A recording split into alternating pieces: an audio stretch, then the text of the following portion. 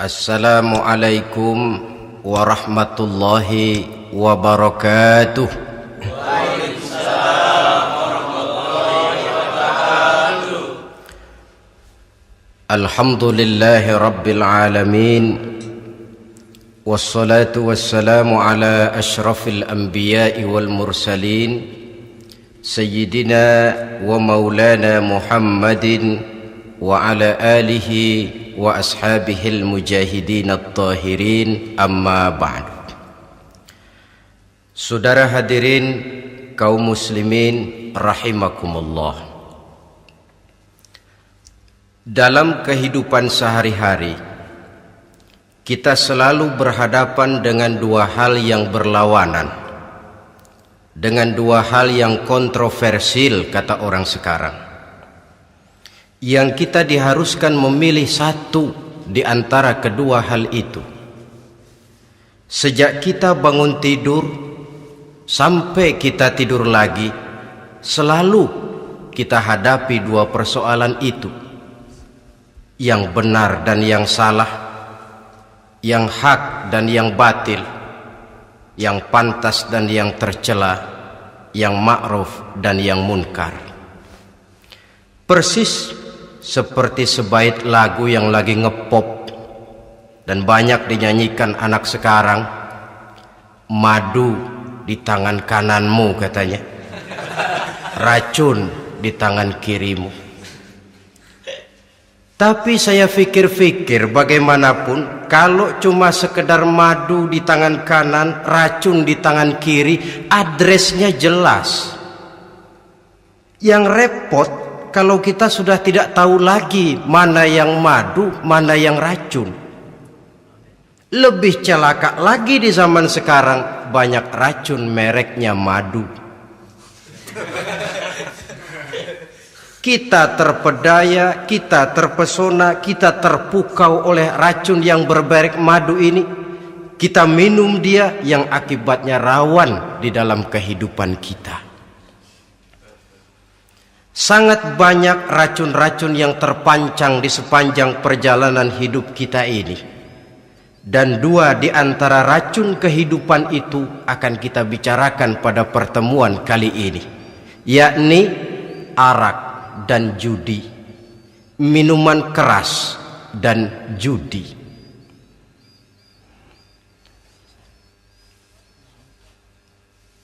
Sebagai yang kita maklum bahwa Islam bertujuan memelihara kemuliaan manusia yang diciptakan fi ahsani taqwim, dalam bentuk yang paling sempurna. Arak atau minuman keras jelas merupakan hal yang merusak dari berbagai aspek kehidupan, entah kesehatan tubuh, entah pertumbuhan akal, ketentraman rumah tangga, ketentraman masyarakat, bangsa dan negara. Cobalah sejenak kita adakan penyelidikan. Kalau masuk kita ke dalam penjara, melihat sel-sel di sana, berapa banyak yang mendekam di sel karena urusan minuman keras. Masuk kita ke rumah sakit, berapa banyak yang dirawat akibat minuman keras, akibat stres yang dialaminya. Berapa banyak rumah tangga berantakan, berapa banyak pembunuhan terjadi, pemerkosaan terjadi akibat daripada minuman keras ini. Yang paling ironi kalau dia sudah menyerang anak-anak muda kita. Padahal kita tahu remaja pemuda adalah bentuk miniatur daripada kehidupan suatu bangsa. Akan bagaimana warna Indonesia 20, 30, 40 tahun yang akan datang, remaja dan pemuda kita jawabannya. Bahkan dari segi agama pun, akan bagaimana warna Islam di Indonesia 20, 30 tahun yang akan datang, remaja itu pula jawabannya. Karena itu tidak terlalu berlebihan kalau saya berkata bahwa untuk menghancurkan Islam di Indonesia ini tidak perlu menghancurkan pondok pesantren, tidak perlu menutup masjid, melarang pengajian, menyegel musola, tidak perlu. Untuk menghancurkan Islam di Indonesia cukup dengan meracuni remaja, pemuda-pemudi Islam di Indonesia. Kalau mereka sudah diracuni, dijauhkan dari agamanya, masalahnya tinggal menunggu pergantian generasi. Maka yang jadi pilot proyek jelas remaja, pemuda, termasuk dengan menanamkan pengaruh minuman keras. Ditanamkan ke tengah remaja kita ini untuk jauh dari tuntunan agama. Hei pemuda-pemuda Islam, kalau kau mau jadi pemuda modern, jangan dekat-dekat ke masjid. Masjid khusus 60 tahun ke atas. Sepertinya di depan masjid itu ada papan pengumuman masjid khusus 60 tahun ke atas. Baca Quran kolot. Seiring dengan itu lalu modernisasi diartikan dengan westernisasi. Kau tidak akan bisa jadi pemuda modern sebelum semua yang datang dari barat kau telan mentah-mentah. Kau harus bisa bergaul seperti orang barat, berumah tangga macam orang barat, makan minum seperti orang barat. Kalau nyanyi lagu barat yang orang lain gak ngerti, kamu juga gak tahu.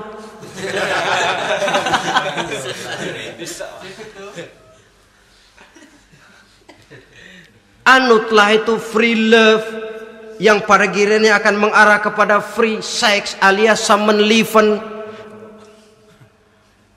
Isaplah itu ganja, morfin, narkotik.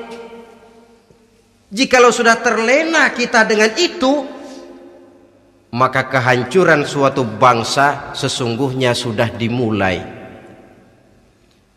Penyakit minuman keras ini bukan cuma penyakit zaman ini. Masyarakat yang dihadapi oleh Rasulullah Sallallahu Alaihi Wasallam 14 abad yang lalu juga masyarakat yang kemaruk dengan minuman keras. Arab jahiliyah kalau sudah minum arak mabuk, tidak cuma minum, dia mandi pakai arak. Sistem pendidikan yang disampaikan Islam bijaksana. Mula-mula diberikan gambaran bahwa arak itu walaupun ada manfaatnya tapi ada bahayanya, dan bahayanya jauh lebih besar daripada manfaatnya. Tahap kedua diberikan pesan jangan mendekati solat dalam keadaan mabuk. Padahal solat 1 hari 1 malam 5 kali, artinya makin jauh saja dia dari arak itu. Pada saat kondisi iman sudah memungkinkan, barulah turun vonis bahwa arak itu najis, perbuatan setan, jauhi.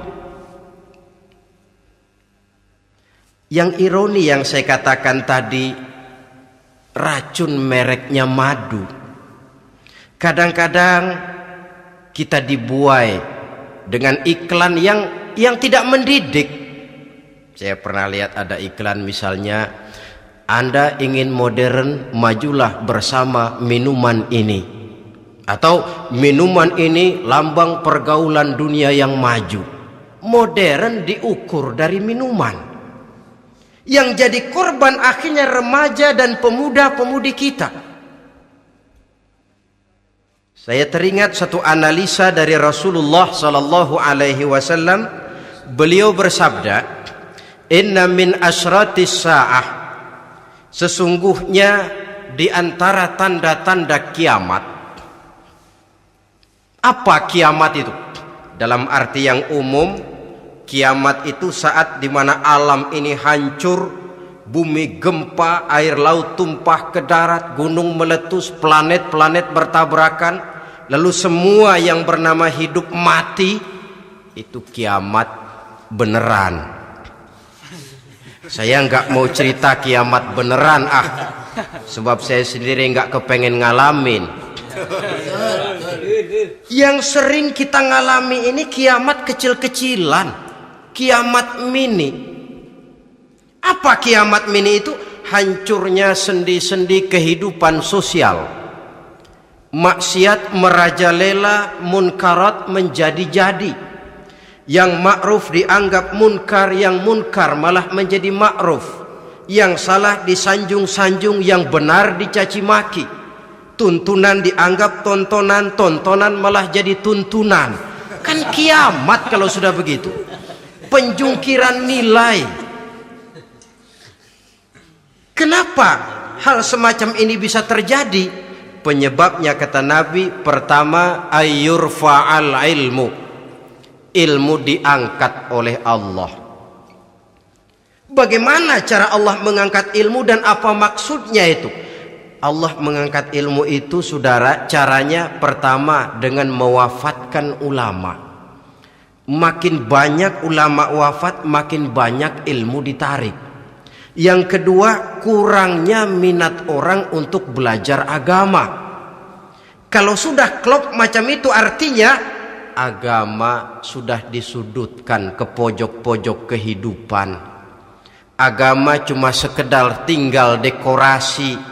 Agama cuma seminar, cuma kongres, cuma muktamar. Tapi bahwa agama merupakan realita dalam kehidupan, itu tidak pernah terwujud. Kalau ulama sudah tiada, minat orang belajar agama berkurang, maka ajaran Allah tidak lagi didengungkan orang. Dikala itu wa yudharul jahlu, akan muncullah kebodohan, nampak kebodohan di mana-mana. Muncul permissive society, masyarakat yang merasa boleh hidup dengan kaidah serba boleh. Tidak ada halal, tidak ada haram. Tidak ada hak, tidak ada batil, semuanya serba boleh. Kalau sudah begitu kondisi masyarakat, terjadilah apa yang dianalisa oleh Nabi. Dikala itu wayabsu zina, zina dikerjakan berterang-terangan. Orang sudah tidak punya malu. Hidupnya sudah pakai prinsip punya kuping, kuping kebo. Punya muka, muka tembok. Punya kulit, kulit badak. Kalau juga dikasih tahu, malu dong kau tinggal serumah belum nikah. Malu sama siapa? Masyarakat. Allah, masyarakat cuek aja.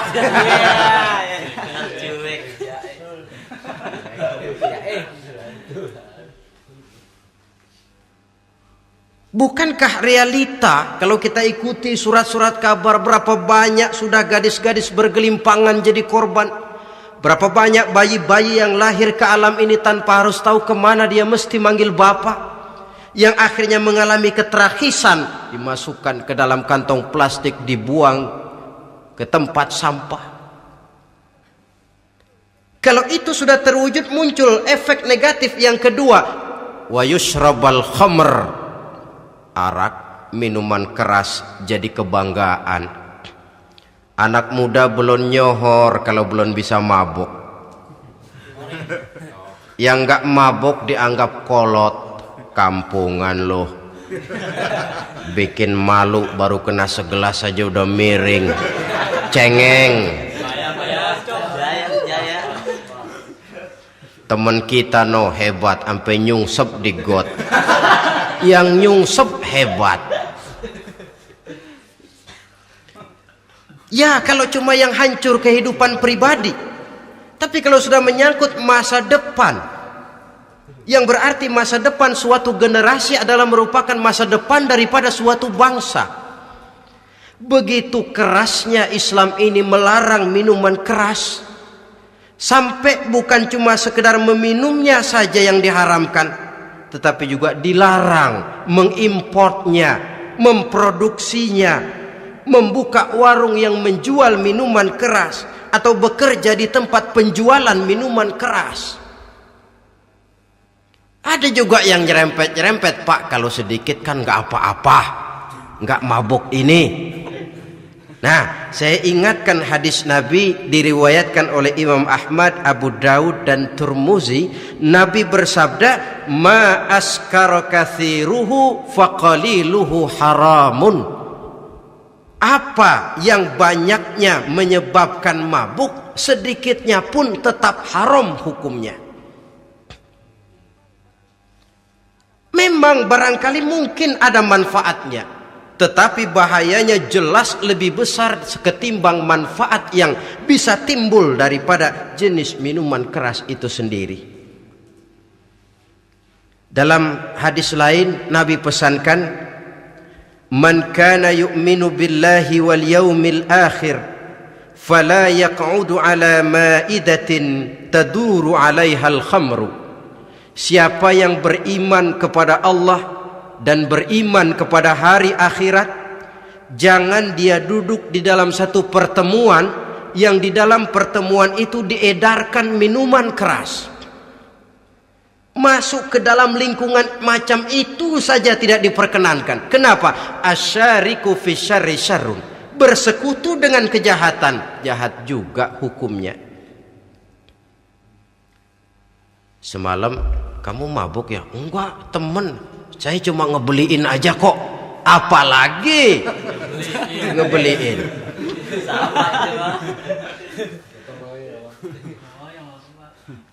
Sebab apa? Dalam keadaan mabuk, orang tidak lagi bisa berpikir secara logik. Daya kontrol hilang, artinya perbuatan sudah tidak terkontrol lagi. Yang pertama. Yang kedua, IQ tidak akan tumbuh dan berkembang secara normal seperti yang kita harapkan. Yang ketiga, harga diri akan runtuh hancur di tengah masyarakat. Bayangkan kalau tengah malam kita digotong orang, diantar ke rumah kita. Dengan kondisi macam itu masih punya muka kita untuk tegak di tengah masyarakat. Masih punya harapan kita untuk tumbuh menjadi pemimpin, sementara orang terkenang, ini kan yang kemarin malam gua gotong, dia lagi mabuk. Harga diri, kepribadian. Jangan lupa saudara, kita hidup di tengah masyarakat. Masyarakat itu punya hukum yang tidak tertulis, tapi lebih kuat dan lebih kejam daripada hukum tertulis.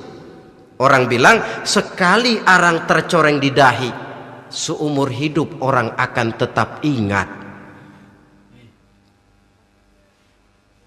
Makanya Rasulullah dalam hadis memberikan tamsil untuk adik-adik remaja muslim ini, masalul mu'min kamasalin nahli. Perumpamaan orang yang beriman itu persis seperti tawon. Mentalitas orang mukmin persis tawon. Apa mentalitas tawon? Kalau kita ngaji bab tawon, kita renungi apa keistimewaan tawon. Saya lihat-lihat, ternyata tawon itu punya 4 keistimewaan. Pertama, tawon itu yang dihisap selalu saripati bunga. Bagus makanannya. Belum pernah tawon keliru makan. Saya belum pernah dengar kok ada tawon makan tahu.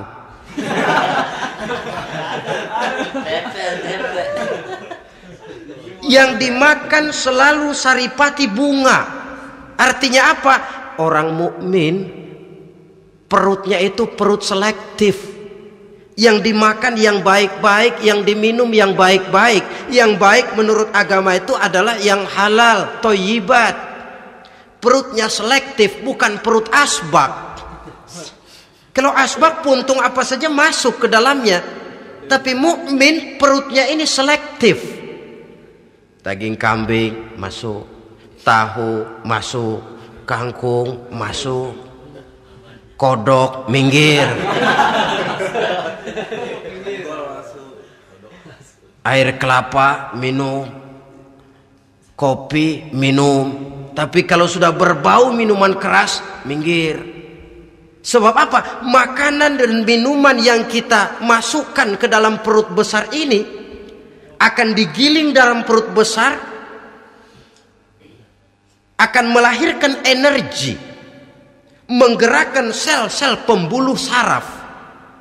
Kalau makanan dan minuman itu terdiri dari yang haram, energi yang ditimbulkan olehnya energi yang haram, mempengaruhi sel-sel pembuluh saraf. Orang akan cenderung berpikir yang haram kalau terlalu sering memakan makanan haram. Kalau sudah berpikir kepada yang haram, perbuatan pun akan mengarah kepada yang haram juga. Contoh kecil aja dah, ada nggak maling mikirin majelis taklim? Karena yang dimakan lebih banyak yang haram, yang dipikir paling-paling nanti malam rumah siapa lagi nih ya? Sudah mengarah ke sana.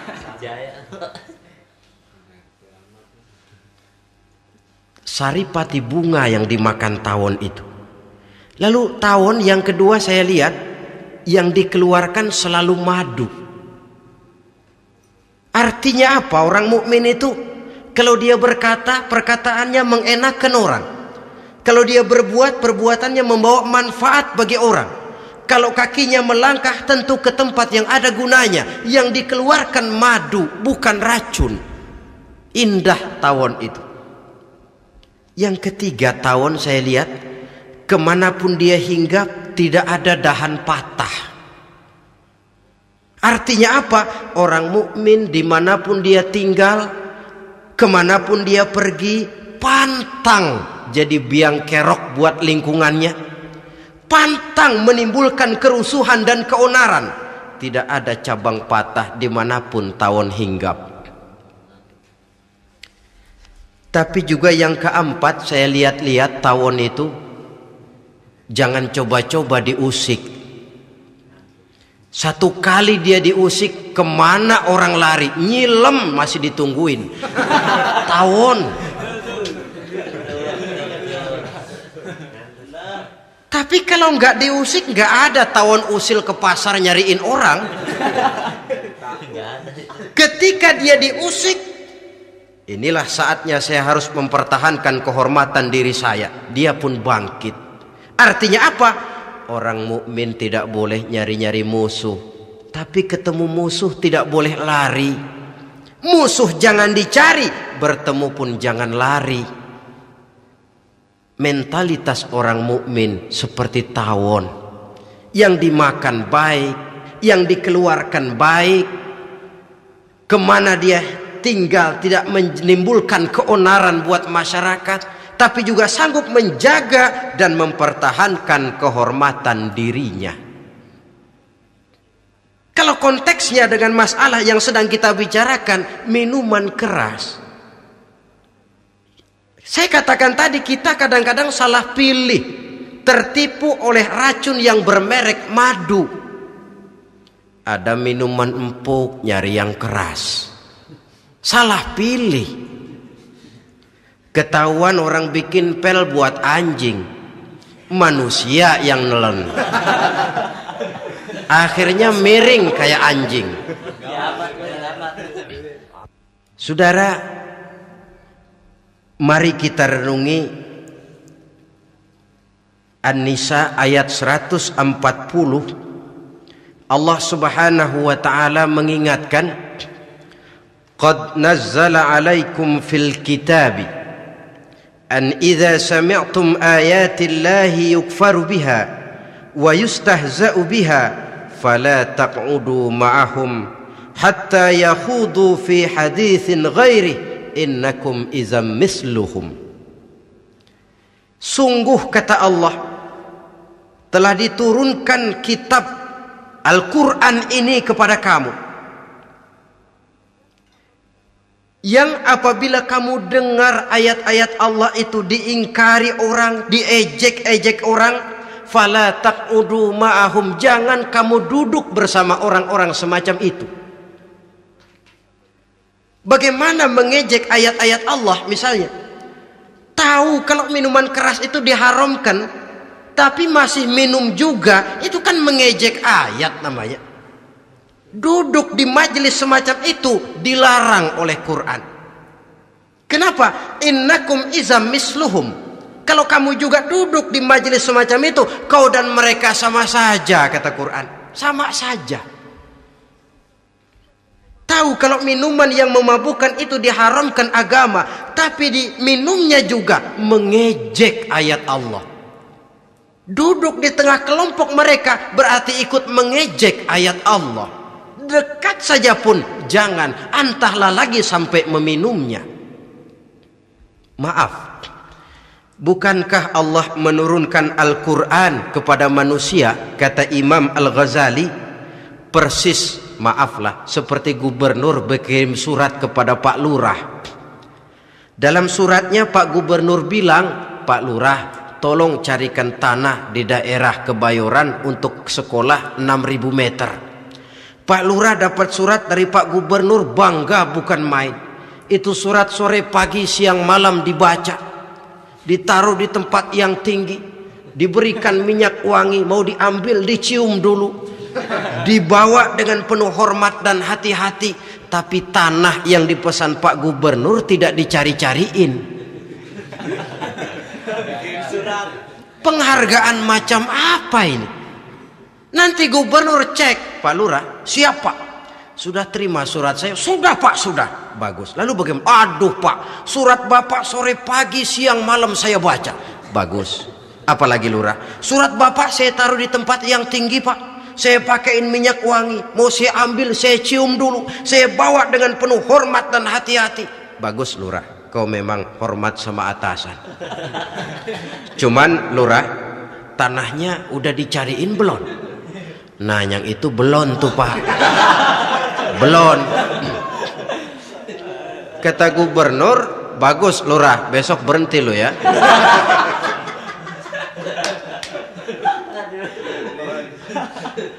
Membacanya memang penting, al-muta'abbad bitilawatihi, beribadah dari sebab membacanya. Tapi setelah kita baca, kita tahu isinya, what next? Mau apa kita dengan isinya itu? Jangan yang kita baca kita injak-injak. Itulah ironinya, bagaimana Quran itu mau membawa keberkahan dalam hidup ini kalau yang kita baca sering kita injak-injak. Dalam kehidupan kita baca ayat wa ahallallahu al-bai'a wa harramar riba. Allah halalkan jual beli, Allah haramkan riba, tapi renten ditelan terus.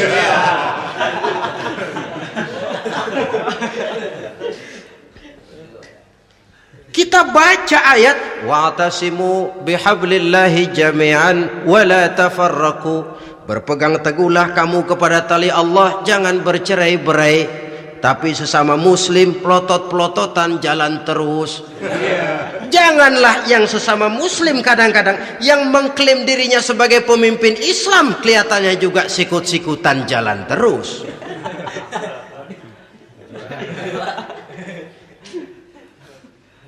Sehingga tidak heran kalau orang bilang di bawah ngamalin ayat kursi sudah sampai di atas ayat hilang, tinggal kursi saja yang diamalin. Ironi dan menyedihkan. Perjalanan panjang memang saatnya kita menunggal dengan Al-Quran ini, tetapi prosesnya memang harus kita mulai dari sekarang. Perkara kapan proses ini selesai itu bukan masalah kita, tapi bahwa kita sudah memulai suatu proses, itulah yang diharapkan. Hadirin yang saya hormati, oleh karena kerasnya peringatan Islam terhadap minuman keras, pernah satu hari seorang lapor kepada Khalifah Umar bin Abdul Aziz bahwa ada sekelompok orang berkumpul meminum minuman keras. Kata Khalifah Umar bin Abdul Aziz, dera mereka, hukum cepat. Ya Khalifah, kenapa?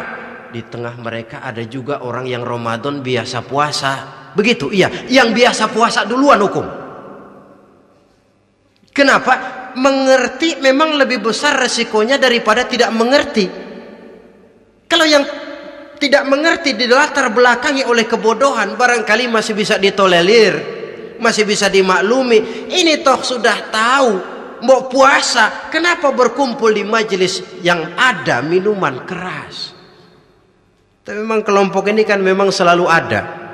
Kita lihat dalam masyarakat itu kan ada 4 kelas itu. Pertama, ada orang yang tahu perintah dan tahu larangan. Ini the first class, kelompok terbaik. Perintah tahu dia kerjakan, larangan tahu dia jauhi. Ini orang terbaik. Yang kedua, ada orang tahu perintah tapi tidak tahu larangan. Perintah tahu, larangan tidak tahu.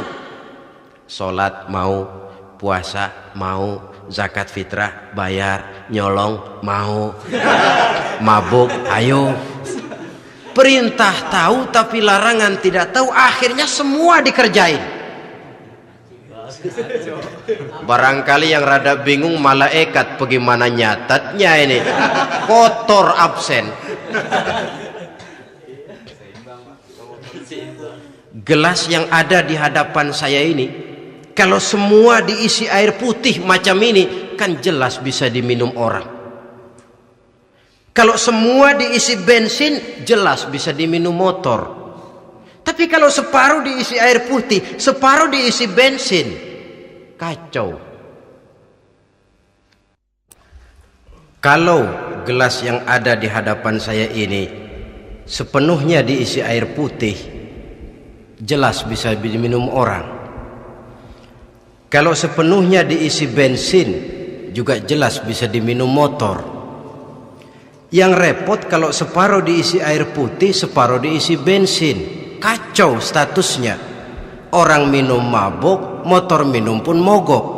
Dijual juga tidak laku barang campuran.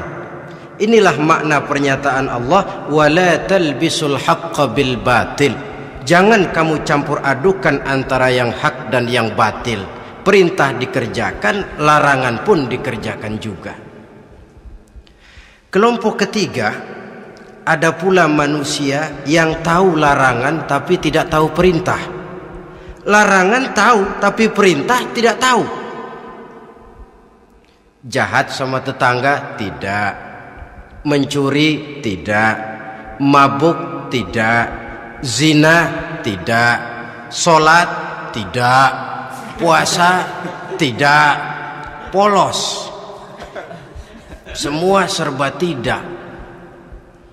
Dan yang terakhir, kelompok keempat, perintah tidak tahu, larangan pun tidak tahu. Ini masuk kelompok makhluk gratis. Misalnya kambing, ayam, kerbau, itu kan makhluk-makhluk yang memang perintah tidak tahu pun larangan juga tidak tahu. Nah, dalam hubungannya dengan ini saya mengajak, marilah kita berusaha sekuat mungkin menjauhkan diri dari minuman keras yang jelas bahayanya dengan hidup tidak jauh dari bimbingan agama. Hadirin kaum muslimin rahimakumullah. Kawan seiring dan sejalan dari minuman keras, judi namanya. Saudara kembar barangkali. Yang satu sering menimbulkan yang lain, tetapi bukan tak jarang keduanya berjalan berdampingan. Posisi judi dan arak ini dalam Quran sama bahayanya. Apa sebab? Mentalitas judi adalah mentalitas sirkeless, lingkaran setan. Artinya yang menang biasanya ketagihan, yang kalah biasanya penasaran. Ini yang menyebabkan orang tidak mau berhenti. Kalau dia menang, dia ingin mencoba untuk menang dalam jumlah yang jauh lebih besar lagi. Kalau dia kalah, dia penasaran, kenapa hari ini kalah? Ah, barangkali sial, besok malam saya tebus. Mental semacam ini memang sulit untuk berhenti. Kenapa judi diharamkan dalam Islam? Pertama, seorang muslim di dalam berusaha mencari harta, dia harus mengikuti sunnatullah. Kata kita orang muslim, hukum alam kata orang sekarang, natural of law bahasa kerennya. Berusaha menurut hukum kausal, memasuki rumah dari pintunya, menunggu suatu akibat dari sebab yang kita lakukan. Bahwa kalau begini mesti begitu. Karena kita memang terikat oleh permainan yang disebut hukum alam ini. Hidup bukan undian, jangan mengharap untung besar tanpa mau peras keringat. Satu pagi Khalifah Umar bin Khattab radhiyallahu an masuk ke masjid. Beliau lihat ada orang sedang berdoa khusyuk betul. Ditunggunya 2 menit, 3 menit, sampai 10 menit lebih belum juga selesai. Agak lama orang itu berdoa. Selesai berdoa, dihampiri orang itu oleh Sayyidina Umar. Beliau tanya, saudara, lagi apa tadi itu? Berdoa ya Khalifah. Minta kepada Allah? Tentu minta kepada Allah. Minta apa kamu? Minta rezeki. Sudah lama? Dari tadi habis sembahyang subuh. Dapat? Belum. Ya memang kata Sayyidina Umar, inna sama la tumtiru zahaban wala fiddatan. Langit itu tidak mungkin akan menghujankan emas, tidak mungkin pula menghujankan perak. Jadi orang dilarang duduk bermalas-malas menunggu keajaiban yang datang dari langit. Karena memang hidup ini bukan undian. Jadi jangan mengharap untung besar tanpa mau peras keringat. Di dalam berusaha kita terikat oleh sunnatullah. Kalau begini sebab penyebabnya, akan begini akibat yang ditimbulkannya. Yang kedua, Islam menjadikan harta manusia itu sebagai benda berharga yang dilindungi. Mengambilnya dengan judi termasuk memakan harta orang lain dengan cara yang batil. Yang ketiga, judi itu sendiri dapat menimbulkan permusuhan dan pertentangan antara para pemain itu sendiri. Meskipun kelihatannya kompak duduk dalam satu meja yang saling berhadap-hadapan, yang kalah kelihatannya pasrah, tetapi kan itu cuma kulit permukaan. Batinnya bagaimanapun juga yang kalah itu tetap mendendam. Sedangkan yang kalah di samping mendendam juga mengomel, mencaci mungkin ya lawan bermainnya, ya mungkin juga dirinya sendiri.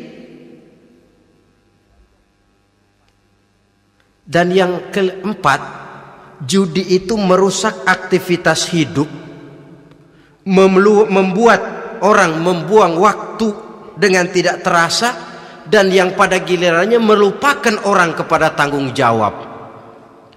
Wah, kalau sudah memegang kartu, konon kabarnya, saya sendiri alhamdulillah belum pernah, lupalah orang anak, lupalah orang kepada istri, lupalah orang kepada tanggung jawab. Waktu pun berlalu tanpa terasa. Apalagi kalau sudah diiming-iming oleh gambaran akan memperoleh keuntungan yang besar. Termasuk di dalam judi itu undian, apapun namanya. Yang usaha ke arah ini seharusnya tidak dipermudah, walaupun dengan embel-embel dana kemanusiaan, sumbangan sosial. Saya tidak begitu yakin, saudara, bahwa bangsa Indonesia ini sudah begitu menipis rasa kemanusiaannya sehingga untuk berlaku sosial mesti diimbangi dengan hadiah sekian juta rupiah. Saya tidak percaya bahwa umat Islam di Indonesia sudah begitu tipis rasa kasih sayangnya kepada sesama sehingga sulit mengeluarkan bantuan kalau tidak diimbangi dengan hadiah yang sekian puluh juta rupiah. Yang saya khawatir apa? Pada gilirannya di negeri ini akan makin banyak penghayal-penghayal kelas berat, tukang-tukang lamun kelas tinggi, yang hidup cuma ngumpulin jikalau.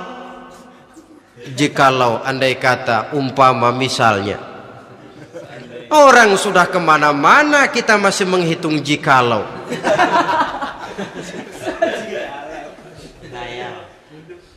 Orang boleh saja mengharap burung terbang tinggi, tapi punai di tangan jangan dulu dilepas. Artinya idealisme silahkan terbang setinggi langit, tapi kaki harus tetap berpijak di alam realita. Bahwa memang lebih baik makan singkong dalam kenyataan daripada makan roti tapi ngimpi.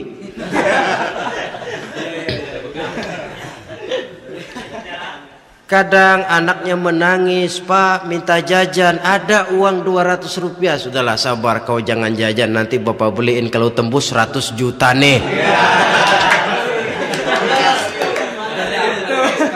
Akhirnya yang 100 juta tidak, anak pun kelaparan. Bukankah akan jadi masalah bagi semuanya? Belum lagi rasa sayang kepada harta yang sudah dia miliki, entah itu tanah, rumah, kendaraan. Kalau sudah kadangkala di meja judi, hilang rasa sayang kepada benda itu. Ada rumah-rumahnya dilelang, ada kendaraan-kendaraan jadi taruhan, ada jam tangan pun copot tanpa terasa. Maka berapa banyak rumah tangga berantakan, istri minta cerai, orang jadi nekat merampok, orang jadi nekat mencuri, korupsi kalau dia pejabat. Akibat apa ini? pengaruh yang namanya judi. Saudara kaum muslimin, ma'asyiral muslimin rahimakumullah. Itu sebabnya di dalam surah Al-Maidah ayat 90 Allah menekankan, innamal khamru wal maisir wal ansab wal azlam rijsun min amali syaitan fajtanibuhu la'allakum tuflihun. Sesungguhnya arak, judi, berhala, mengundi nasib itu rijsun. Ya Allah, jarang benar Quran menggunakan kalimat rijsun. Rijsun ini sudah merupakan puncak kekotoran. Bapak moyangnya najis, itu rijsun. Rijsun, kotor. Sudah kotor ditambah pula min amali syaitan, pekerjaan setan. Fajtanibuhu, jauhi. Jangan sampai main, dekat saja tidak boleh, jauhi. La'allakum tuflihun, jikalau kamu mau menjadi orang-orang yang beruntung. Sejarah tidak pernah mencatat ada orang jadi miliuner karena judi. Sejak David Rockefeller sampai Aristotle Onassis, orang-orang kaya top di dunia, mereka kaya bukan karena judi, tapi karena kemauan peras keringat banting tulang, mau memulai sesuatu dari kenyataan yang real di depan mata. Sebab apa? Hidup ini memang perjuangan. Janganlah kita ingin hidup dengan satu prestasi, ingin tetap hidup seperti apa adanya sekarang ini saja, toh kita harus berjuang. Apalagi ingin hidup lebih baik, lebih terhormat, lebih mudah. Hidup perjuangan. Perjuangan berarti pengorbanan. Berani hidup artinya berani berjuang. Berani berjuang maksudnya rela berkorban. Takut berkorban, jangan berjuang. Tidak mau berjuang, berhenti hidup. Itu logika. Dan bagaimanapun saya yakin lebih baik berkorban daripada menjadi korban. Kalau sekarang kita berkorban, peras keringat, banting tulang, berusaha secara sunnatullah untuk menghidupi anak, istri, keluarga, pada satu saat kita tidak akan menjadi korban kebrutalan anak-anak kita sendiri kalau mereka dibesarkan dan tumbuh berkembang oleh hasil yang diperoleh dari meja judi. Ayat 91 Al-Maidah ini lebih memperkuat lagi. Kalau itu arak, judi, berhala, mengundi nasib adalah perbuatan setan, sebenarnya setan mau apa sih? Ayat 91 menegaskan, innama yuridu syaitanu ayyuqi'a bainakumul adawata wal baghdha'a fil khamri wal maisir.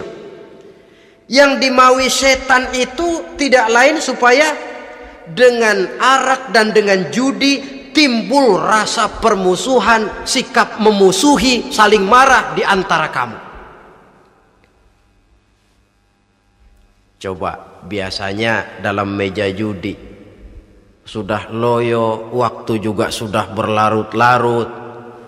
Yang menang mau berhenti, apa yang kata yang kalah? Berhenti dah, gue wacok loh. Enak bener, gue lagi kalah, lo berhenti. Coba kira-kira kapan akan selesai permainan? Akan timbul permusuhan, akan timbul rasa dendam kesumat yang ditanamkan oleh setan. Karena memang baik arak, baik judi, baik berhala, baik mengundi nasib, itu semua permainan-permainan setan yang diberikan kepada kita untuk kita ikut andil bermain di dalamnya. Tatkala kita ikut terkena jerat setan, tertawalah mereka. Kenapa? Oh, makin banyak teman saya di neraka. Maaf, setan itu kan sudah tahu vonisnya. Ketika dulu dedengkotnya yang namanya iblis terusir dari surga, itu bikin semacam perjanjian dengan Allah. Tuhan, kenapa iblis? Gara-gara Adam saya terusir dari surga. Maka sejak saat ini Adam dan seluruh keturunannya adalah musuh bebuyutan saya. Saya akan gelincirkan mereka dari jalan.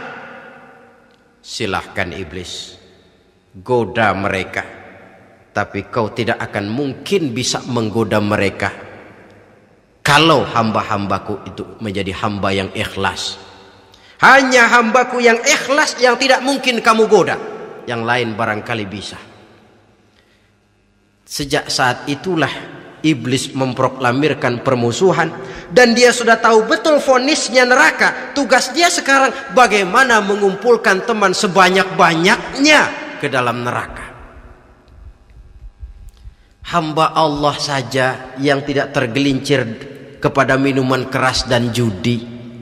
Hamba Allah yang ikhlas itu bagaimana? Yang ikhlas menjadi hamba Allah dalam arti kata dan perbuatannya memang mencerminkan bahwa dia hamba Allah. Maaf, di zaman sekarang ini kan banyak orang cuma berkata saya hamba Allah mulutnya, tapi perbuatannya membuktikan dia hamba setan, hamba dunia, hamba harta, budak jabatan, budak nafsu. Tidak sesuai antara ucapan dan perbuatan.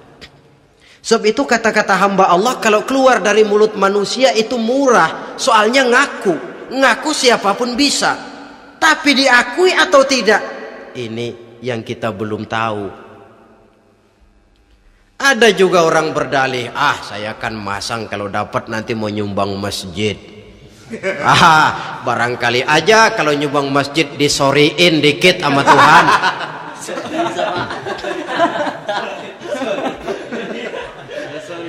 Apa bisa begitu? Saudara, kita tidak mungkin mencuci kain dengan air najis. Innallaha thayyibun, kata Nabi, la yaqbalu illa thayyiba. Allah itu baik dan hanya menerima yang baik. Bahwa dalam Islam tujuan yang baik harus dicapai dengan prosedur yang baik. Bahwa niat menyumbang masjid bagus, tapi hasil daripada judi atau undian tidak akan menyampaikan kita kepada tujuan itu. Tidak boleh mencuri kain walaupun niatnya untuk sholat. Kalau nyolong kain niatnya buat sembayang, dimaafin kali. Walaupun sholatnya sah, mencuri kainnya tetap saja dosa. Islam tidak menghalalkan segala cara untuk mencapai suatu tujuan. Bahwa tujuan yang baik harus dicapai dengan cara yang baik juga. Dan penyakit judi ini juga bukan penyakit baru. Sejak dulu masa jahiliyah judi mereka, saya kira kalau Las Vegas, kota judi Amerika saja barangkali masih kalah dengan cara judi jahiliyah dulu. Mereka kalau sudah judi itu uang. Habis uang ada punya tanah pasang taruhan. Habis tanah ada rumahnya dipasang. Apalagi yang ada? Ternak unta dipertaruhkan. Harta habis, rumah ludes, kebun binasa, ada istri juga dipasangin. Judi.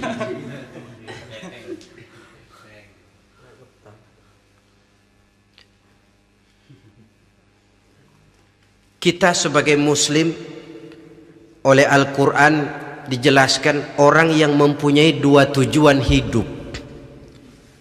Pertama tujuan jangka pendek, yang kedua tujuan jangka panjang. Tujuan jangka pendek dunia dan seluruh isinya. Tujuan jangka panjang adalah akhirat dan ridho Allah. Ini yang terpantul dalam doa setiap kita, Rabbana atina fid dunya hasanah wa fil akhirati hasanah. Tercapai tujuan jangka pendek fid dunya hasanah dan tujuan jangka panjang wa fil akhirati hasanah. Untuk mencapai tujuan jangka pendek merangkul dunia dan seluruh isinya, apa yang jadi modal utama? Pertama, pendidikan. Makin tinggi jenjang karier pendidikan yang kita tempuh, rasa-rasanya makin mudah menjangkau dunia dan isinya. Yang kedua, pengalaman. Tenaga expert masih tetap diperlukan. Makin banyak pengalaman, makin mudah menjangkau dunia. Yang ketiga, dan ini ada tapi tidak bisa dijadikan pegangan, faktor nasib, faktor kebetulan. Ada tapi tidak bisa dijadikan pegangan mutlak. Pendidikan, pengalaman, ingin menjangkau fid dunia hasanah, ini modal utama. Lalu untuk mencapai fil akhirati hasanah, prestasi ibadah. Bagaimanapun tinggi pangkat dan jabatan kita, bagaimanapun banyak gelar kita sandang, tanpa prestasi ibadah, nol besar kita dalam pandangan Allah. Itu sebabnya kita sholat. Jadi tidak beralasan kalau orang ditanya, kenapa sih kamu nggak sholat? Ah, tetangga saya sholat melarat terus. Memang sholat itu bukan untuk mencari uang kok. Kalau ada orang yang rajin sholat, rezekinya kelihatan lancar, itu cuma sekedar persekot. Uang muka, cashnya tetap di akhirat nanti. Efeknya apa? Karena kita punya tujuan jangka panjang, mengharap ridho Allah di akhirat. Cara kita mencapai tujuan jangka pendek dibatasi oleh pertanyaan, Allah ridho apa enggak? Kita cari uang, tapi pertanyaan pokok, Allah ridho enggak cara ini? Kita mengejar kedudukan, tapi Allah ridho enggak dengan cara ini? Ini yang menyebabkan kita lantas tidak lalu menghalalkan segala cara. Yang penting tujuan tercapai cara apapun halal. PKI kan cuma PKI yang berprinsip asal tujuan tercapai cara apapun halal. Dan kita sudah sepakat PKI dan seluruh ajarannya tidak berhak hidup di bumi Pancasila ini. Cuma jangan sekedar PKI-nya dikutuk tapi ajarannya dipakai.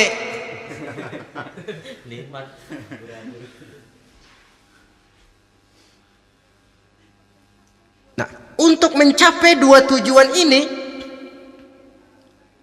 Islam mengajarkan sistem keseimbangan. Sehingga Nabi sabdakan, "I'mal lidunyaka ka'annaka ta'ishu abada, wa'mal li akhiratika ka'annaka tamutu ghada." Bekerjalah buat duniamu seolah-olah kau akan hidup untuk selamanya, tetapi bekerjalah untuk akhiratmu seolah-olah kau akan mati besok. Jadi kalau kita sudah sholat menghadap Allah, usolli fardal maghrib, Allahu Akbar, ingat seolah-olah kita akan mati besok supaya timbul khusyuknya. Tapi kalau kita sudah bekerja, kuliah, bekerja, belajar di tempat tugas, ingat seolah-olah kita akan hidup selamanya supaya timbul gairah kerja. Jangan dibalik. Di kantor ingat mati, lemas terus. Ngapain kerja sungguh-sungguh bakalan mati. Lagi sholat ingat Duta Merlin, Altiron Plaza, ya kacau. Salah pasang, tidak pada tempatnya. Untuk mencapai fid dunya hasanah ini, Islam mengajarkan tempuh jalur yang mengikuti sunnatullah. Itu yang dihargai oleh agama. Terikat oleh hukum kausal bahwa kalau ini yang saya usahakan hasilnya akan begini. Perkara nanti hasil tidak seperti yang kita harapkan, baik sangkalah kita kepada Allah. Sebab kita tidak tahu rahasia apa di belakang itu. Kadang orang mengeluh, habis saya rajin sholat tapi rezeki seret, berhenti aja dah. Kita tidak tahu rahasia di belakang itu. Pernah hadirin, satu hari seorang petani, dia selesai bekerja di ladang, istirahat. Dia tidur di bawah sebuah pohon beringin. Di sebelah pohon beringin itu ada pohon labu. Dia berpikir, Kalau saya lihat-lihat Tuhan nggak adil katanya. Masa pohon beringin pohonnya besar, buahnya kecil. Pohon labu pohonnya kecil, buahnya gede. Tuhan bukan arsitek ulung ini.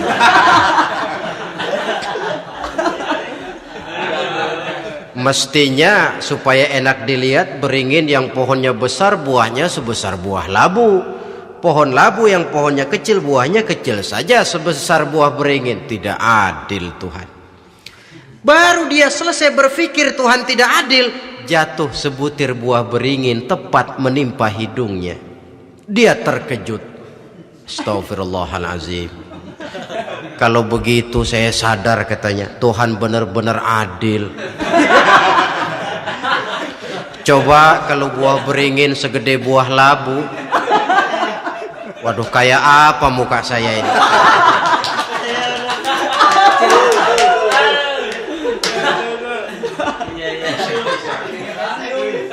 Baru terbuka pandangan matanya setelah berhadapan dengan kenyataan. Baru keluar respek. Allah benar-benar adil. Padahal semenit yang lalu dia masih berkata, Tuhan bukan arsitek ulung. Tapi semenit kemudian setelah berhadapan dengan kenyataan yang real dia hadapi, wah Allah benar-benar adil.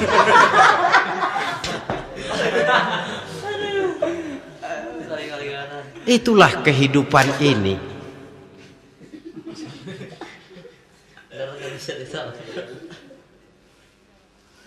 Saudara hadirin yang saya hormati, karena itu baik arak baik judi dua-duanya merupakan bahaya laten yang tidak hanya mengancam kehidupan agama tetapi juga masyarakat, bangsa dan negara, apalagi kalau sudah jatuh kepada generasi penerus.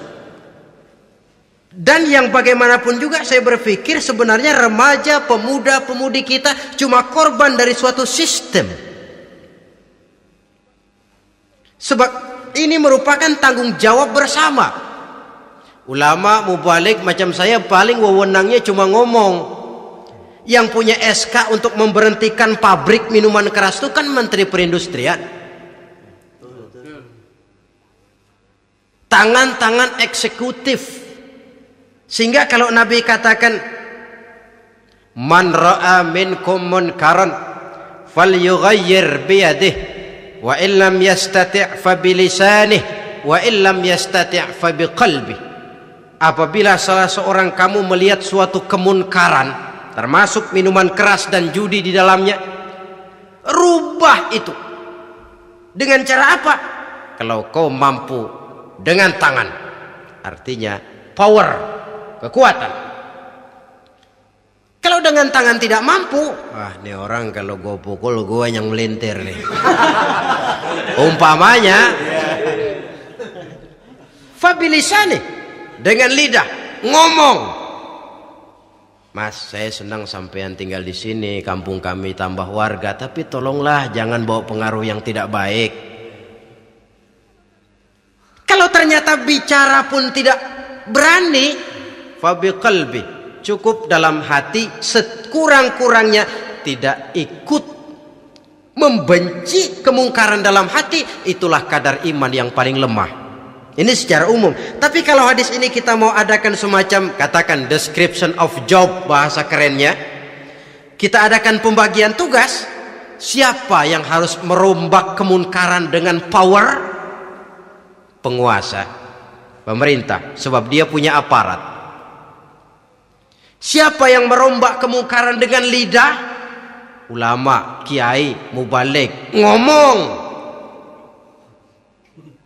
Siapa yang hanya merubah kemungkaran dalam hati? Kita umumnya rakyat lemah ini, yang mau ngomong gak berani tapi hati pegel. Nah, kalau sudah ada pembagian tugas semacam itu, insya Allah masing-masing akan berjalan pada relnya. Dan pada akhirnya selamatlah kita, bangsa Indonesia, umat Islam pada khususnya, dari bahaya, baik bahaya minuman keras maupun bahaya judi. Menyelamatkan bangsa dan yang lebih lagi menyelamatkan masa depan kita. Sekianlah saudara pertemuan kita pada saat ini. Mudah-mudahan ada manfaatnya. Terima kasih atas segala perhatian. Mohon maaf atas segala kekurangan. Usikum wa nafsi bitaqwallah. Wassalamualaikum warahmatullahi wabarakatuh.